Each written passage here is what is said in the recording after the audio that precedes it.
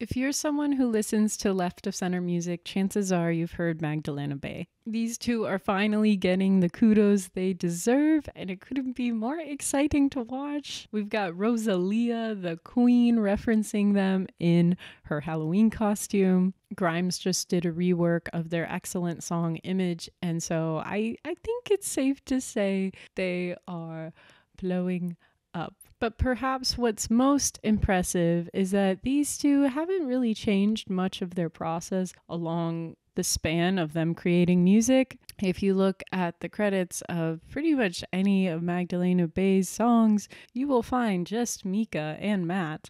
And it's pretty inspiring to see just two people come out with some of the best alt pop music that you can find using the limited resources of just two people. If you're new here, hi, I'm Kate. I love music and you can too. And okay, so where did these two come from? Matt, the primary producer, instrumentalist of the band, and Micah, the singer, writer, I think also contributes to production, and then also makes a lot of the visuals, if I'm understanding correctly, does a lot of the editing, even web design. These two date back from meeting in an after-school program in high school. They originally formed a prog rock band called Tabula Rasa, which you can still find on Bandcamp, and the drummer from that band still sometimes plays with them, or at least seems to be friendly with them.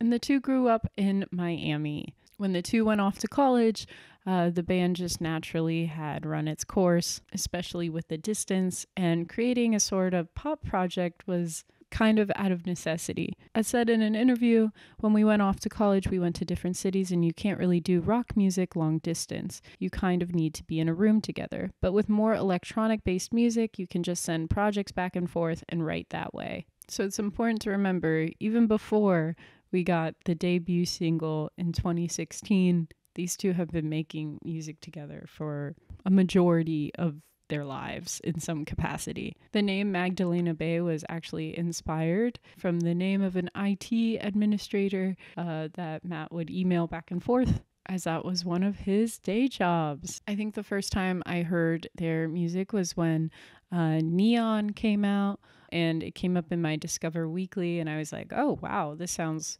super duper polished, and I haven't heard of these two before, and I've been listening ever since. Real quick, I feel like I have to get out of the way.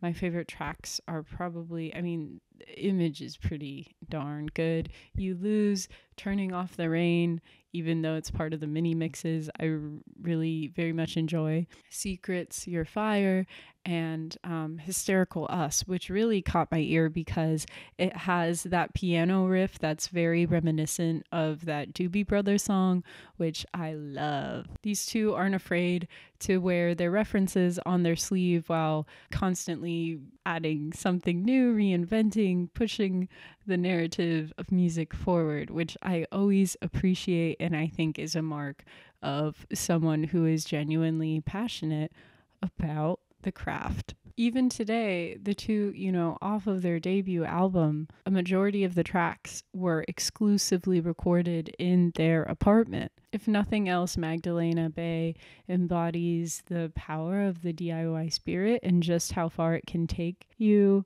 with enough refinement, consistency, and effort. And while Magdalena Bay very much keeps it fun from an aesthetic point of view and also sonically, it shouldn't diminish the immense effort that they've put into making this project what it is. Their creative output certainly did not always have the same level of social proof that it does now, despite their process remaining relatively unchanged. In an interview regarding their first EP, discussing the track's story, Mike remarked, "This song is kind of about us taking a look at ourselves and deciding we had to get back to work, and next time something comes along, maybe don't get overexcited about it. Instead of daydreaming, you should try and make as many songs and videos as possible." Continuing, you kind of just have to go through that first big disappointment, which is sad, but I feel like it's the only way to get the realistic nature of the industry is to experience it firsthand, sadly. While it's not explicitly shown, there's a central struggle that I feel every artist experiences. There's what you want to do, what you want to make, and what you feel like you can provide versus what's in demand. Not to say that their particular type of music isn't in demand, because I think it is, but I mean more so in terms of prolific output and marketing. There's a reason why these two have become so meme savvy, so TikTok savvy, I guess. There's a reason why mini mixes were such a great vehicle, because it was a contained, short project. And I'm so excited because now, with more traction, more footing, I feel like it's just the beginning of what we're going to be able to see with them, since they don't have to, I don't know, submit to the fire hose of content that every artist of the modern age more or less has to, unless you're an exception. Touching more on their journey, this Pitchfork interview says that after college they moved to LA, where they slogged through day jobs at a hotel and yoga content studio, only to perform miserable gigs at near empty venues at night. At one point, Lewin broke his arm after hitting a pothole while riding an electric scooter and was forced to play keyboard with one hand. A publishing deal fell through. Worried that they were stagnating, they developed the idea to make quick music videos through 1-minute songs and upload them to YouTube. Their mini mix series solidified their multimedia approach, and it led to a deal with Luminell Recordings. It was a way to crank out content, said Tenenbaum.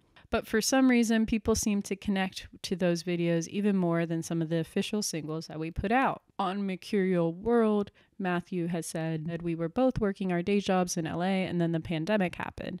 Basically, we were forced to take a break from our jobs.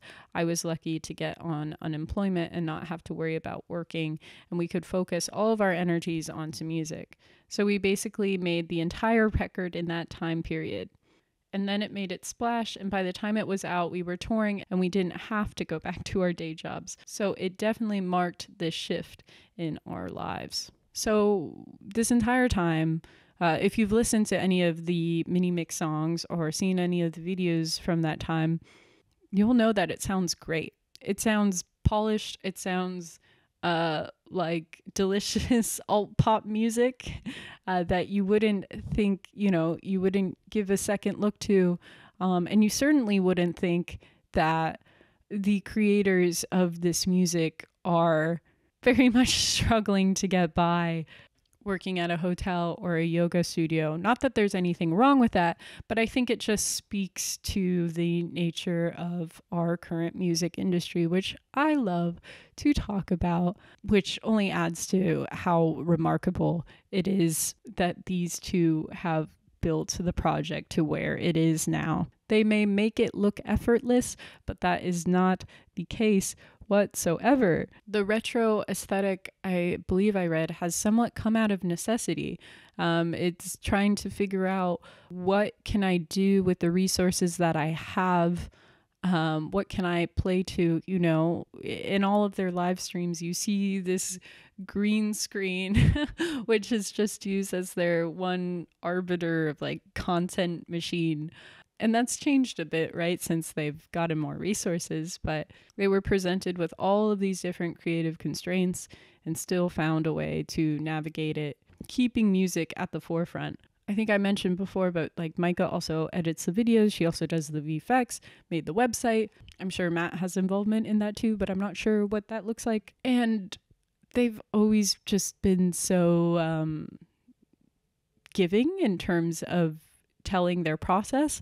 I've watched so many of their production behind the scenes videos and live streams just so I can grow as a producer, and they seem like such open, grounded people who genuinely just love music and sharing the joy of it, which is great. We don't know a whole lot about them outside of the music, and I think that's by design. Magdalena Bay is meant to be a world, a universe, and they very much create that regardless of the resources that they're handed or obstructed from.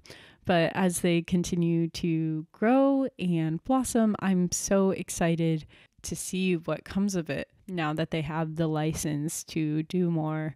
They have alternative leanings with a pop glimmer, all rooted in grounded creation, and that's what makes them so magical. Anyway, yeah, I would love to hear your thoughts on the new record, the old record, any of the tracks from the mini mixes or EPs. What's your favorite Magdalena Bay song? Let me know. And yeah, thanks for watching. I'll see you later. Bye bye.